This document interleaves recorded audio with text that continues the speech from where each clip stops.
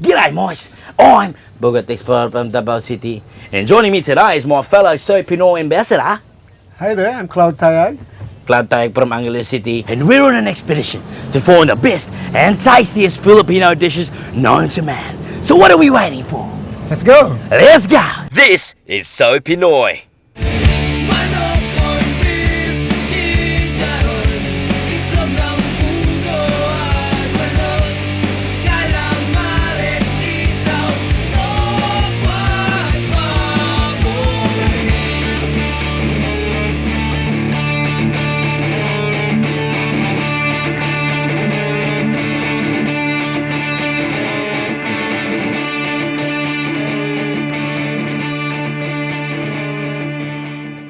Filipino food is one of the most diverse foods in the entire universe. It is a cuisine that embodies both a proud history and a colorful culture. And one proud Pinoy that has shown his immense love for his country's dishes was restaurateur Larry J. Cruz. Did you know that Larry never cooked in his life or did not really cook? But he had impeccable taste when it came to food, when it came to art, and the choice of furniture that he put in his restaurants. He applied that to serving Filipino dishes. Larry Cruz's first venture into the food business was back in 1979. Cafe Adriatico gave birth to Cafe Society long before the emergence of international chains, making Chocolate Air, which was served in a brass pitcher with a batter roll, suddenly shake.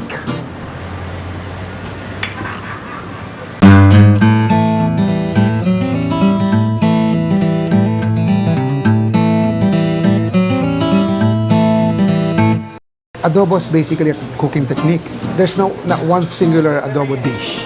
So there's adobong baboy, adobong manok, adobong kambing, adobong whatever. Meaning it's cooked in vinegar. Basically, ganun din yung panlasa natin. Gusto natin medyo maasim-asim. At the same time, yung as preserving ingredient. This is one of the dishes that LJC used to enjoy when he was a kid. No? It's like a twice cooked adobo. Very flavorful from the beginning, but it rests for a while because adobo normally tastes better after a day or two. But we keep it in a hygienic temperature, and then when we fry it again, all the juices and the flavors are concentrated.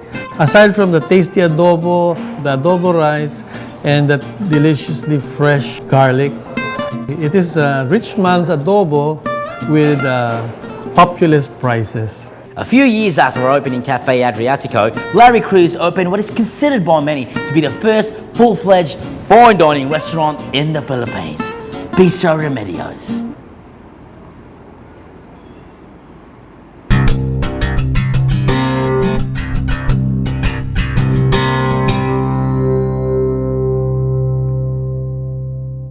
Everywhere you go in the Philippines, we're a nation of pork eaters, pork lovers. Anyhow. Kasama na dyan sa inihaw na liampo, no? yung pork barbecue. Tingnan mo, if you travel all around the Philippines, like by 4 or 5 in the afternoon, labasan yung mga nagbabarbecue sa daan.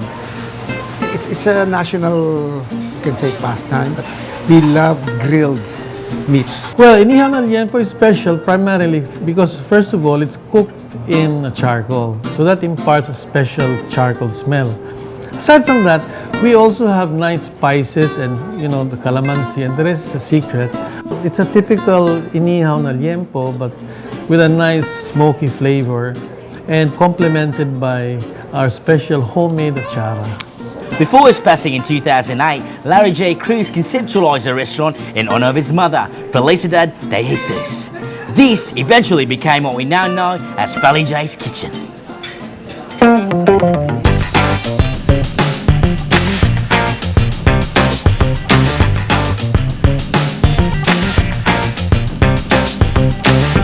Sisig referred to yung naglilihi na babae, wanting to eat something sour. So yun ang plan. And then they fed her fruits dipped in vinegar. And then they give her boiled pig's ears, again dipped in vinegar, for the nutrition value. Over the centuries, it remained like that. And that is what we call, the Tagalogs call, kilawin na baboy. Until this lady, Aling Lusing, reinvented the sisig by grilling the boiled pig's ears and then adding boiled chicken liver and then chopped onions and all that. The sisig of LJ is special because the procedure is very tedious. Then there's some ingredients we put which enhances the taste, and then we put it in the sizzler, and then it goes out to be enjoyed. And of course, aside from that, LJC always wanted that the ambience or the total dining experience would be very nice, so you feel good when you eat it. A very successful Pampango restaurant here in Surrendra, Abe was named after Lorenzo's father, Emilio Abe Aguilar Cruz.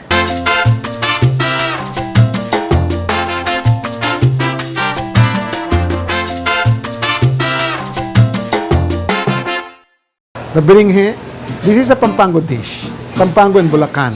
But also in the Visayas, it is known, especially in Iloilo and the rest of Panay Island, it's called Valenciana over there. But it's basically a rice dish made with sticky rice, coconut milk, turmeric, that's the luyang dilaw, no? And then with chicken broth, pati yung atay, the gizzard and the liver. And then you can say this is the Filipino version of the paella. The biringhe is very special because we use fresh coconut milk. We don't use powdered coconut milk or tinned coconut milk. In all our outlets, we use fresh coconut milk. And then we use the best quality rice and the ingredients. So this guarantees that aside from cooking it in the banana leaf to give it a distinctive aroma, the biringhe in LJC is really one of our favorite dishes. Lorenzo Larry J. Cruz's legacy continues on to this day as they named the latest addition to the LJC restaurant group after him. The first Lorenzo Sway opened back in May 2009, marking the group's 30th year in the food industry.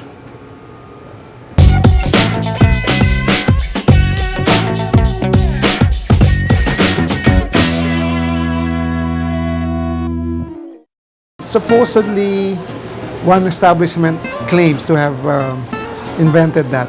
It's a very, very Pinoy thing. Just like kanina yung sinabi ko na about the inihaw na liampo, but again with sisig, we're basically a pork-eating country.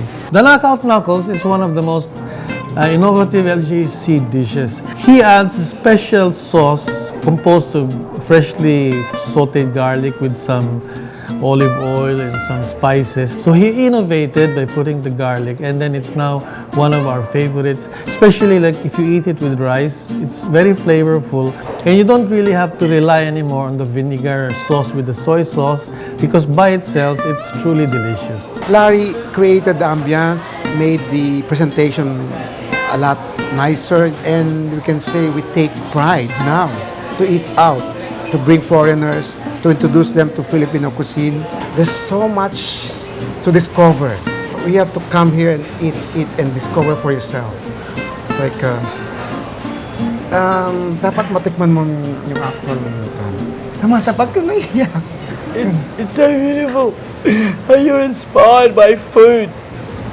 Tama na. Ito yung, may ano na tayo. Pagkain na tayo para, this is the knockout knuckles. It's like, but you know, this is all yours. But it's really difficult because, you know, when you have a baby for the first time, I like it.